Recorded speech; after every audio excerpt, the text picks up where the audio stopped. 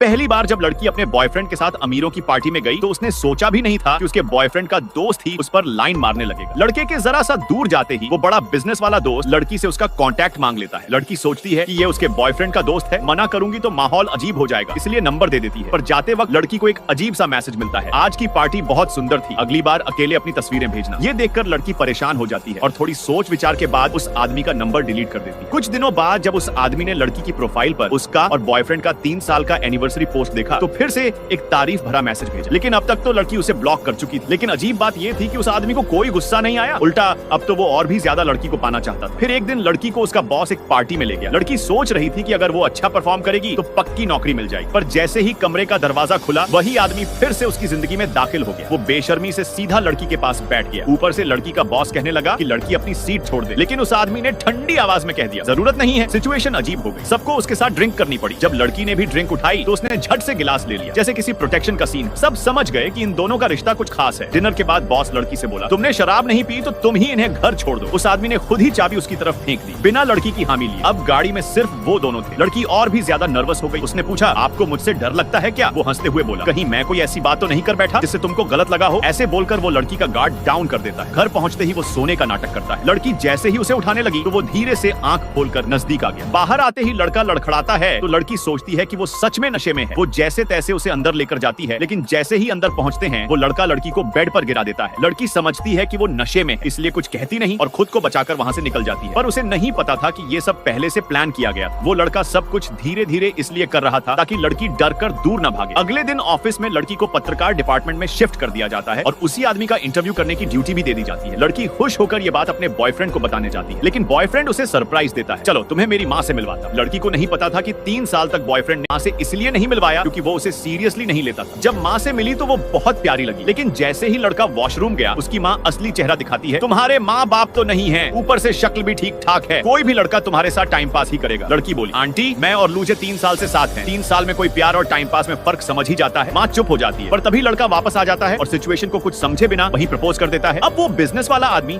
लड़की के प्रोफाइल पर ये सब देखकर और बर्दाश्त नहीं कर पाता। लेकिन जब लड़की उसका इंटरव्यू लेने आती है तो वो सामने से मिलने की बजाय जानबूझकर उसे गेट से लौटा देता है। फिर रास्ते में फेक इत्तेफाक से मिलता है और कहता है, तुम्हें क्या लगता है कि मैं अपने दोस्त की गर्लफ्रेंड चुराने वाला हूँ और फिर आराम से इंटरव्यू भी दे दूंगा? लड़की झेप जाती है और माफी मांगती है, सॉरी मैंने आपको गलत समझा। फिर वो दोबारा उसका नंबर सेव कर दिया। 3 घंटे के इंटरव्यू के बाद वो एकदम से उसकी फेवरेट इकोनॉमिक्स प्रोफेसर की बात करता है और कहता है कि उसके पास उसकी सेमिनार के लिए एक सीट बची है, अगर तुम चाहो तो वो सीट तुम्हारी, लेकिन एक शर्त पर। लड़की पूछती है, क्या शर्त? वो मुस्कुराकर कहता है, 3000 रुपए महीने की मेरी गर्लफ्रेंड बन जाओ। Subscribe for next.